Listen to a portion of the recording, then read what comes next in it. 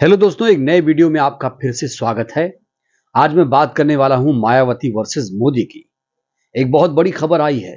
खबर यह है कि 80 की राह में रोड़े अटका सकती हैं बहन कुमारी मायावती जी। ये देखिए, एबीपी न्यूज ने ये खबर छापी है अभी अभी की। और आपको पता है कि 2019 में लोकसभा का चुनाव समाजवादी पार्टी और बीएसपी ने साथ मिलकर लड़ा था। अब वहां बीजेपी लगातार ये सपना देख रही है कि तीसरी बार वो कुछ कमाल कर जाएगी। लेकिन इस खबर में ये लिखा है कि बहन कुमारी मायावती जी जो हैं वो 80 की राह में रोड़े अटका सकती हैं। तो इस खबर में सीधा सीधा ये लिखा है कि अगर उत्तर प्रदेश से दिल्ली का रास्ता जाएगा तो बीजेपी के लिए रोड़े अटका सकती हैं बहन कुमारी मायावती जी। तो इसी मुद्दे पर आज मैं चर्चा करने के लिए आपके साथ हाजिर हूं। सबसे पहले बात करेंगे विपक्षी एकता की। विपक्षी एकता का क्या हुआ? विपक्षी एकता आपको बताऊं तो खंड खंड हो चुकी है। केजरीवाल के अलग सुर हैं। ये जो केजरीवाल की पार्टी आम आदमी पार्टी है वो जो राजस्थान है, मध्य प्रदेश है, छत्तीसगढ़ में है, वो कांग्रेस पार्टी की प्रतिद्वंदी बनी हुई है, लेकिन अब अलायंस में आ गई है। और देखिए, तमाम जो नेता हैं, चाहे वो शरद पवार हो, उनकी पार्टी टूट गई। अखिलेश यादव से कहा जा रहा है कि कांग्रेस पार्टी गठबंधन नहीं करेगी, बहन कुमारी मायावती जी के साथ यूपी में गठबंधन होगा। और आरजेडी का आपको पता ही है कि तेजस्वी यादव लगातार ईडी का सामना कर रहे हैं। उन पे लैंड फॉर जॉब स्कीम का आरोप लगा है कि उसमें घोटाले में उनका नाम भी है। दूसरी तरफ हम देख रहे हैं कि जो नीतीश कुमार हैं, नीतीश कुमार ने सूत्रधार की भूमिका तो निभाई। विपक्षी एकता के सूत्रधार बने तो थे, लेकिन उन्होंने एक बहुत बड़ी गलती कर दी। 23 जून की बैठक में बहन कुमारी मायावती जी को नहीं बुलाया। ये बहुत बड़ी गलती थी। और आपको बताऊं तो देखिए, कांशीराम साहब हो या मायावती जी हो, कांशीराम साहब कभी किसी के दरवाजे नहीं गए, क्योंकि ये दलितों का स्वाभिमान है। आप देंगे, आप लेंगे नहीं।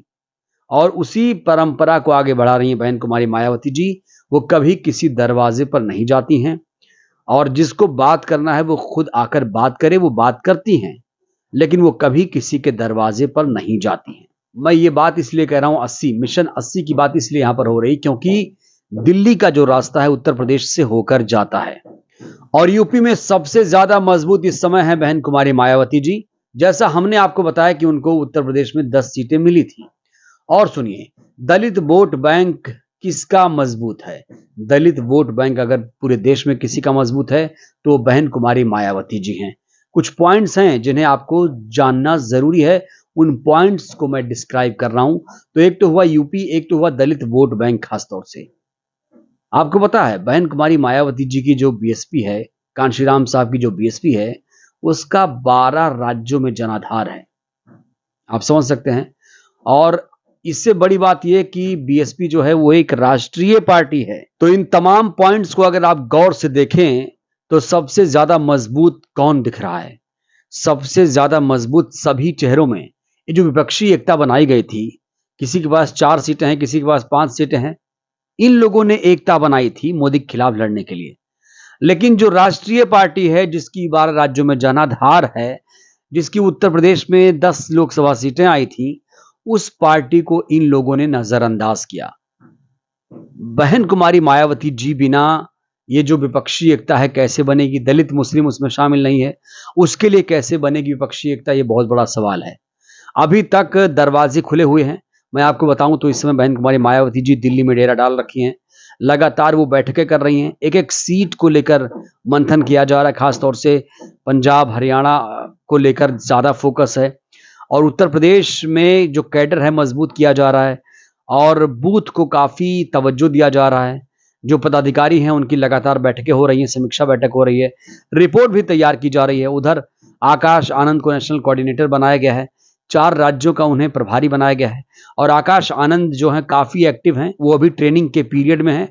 बहरहाल कुल मिलाकर जो बीएसपी है अब जोर लगा चुकी है। एक बड़ी बात, बहन कुमारी मायावती जी आजकल काफी ज्यादा सक्रिय हैं।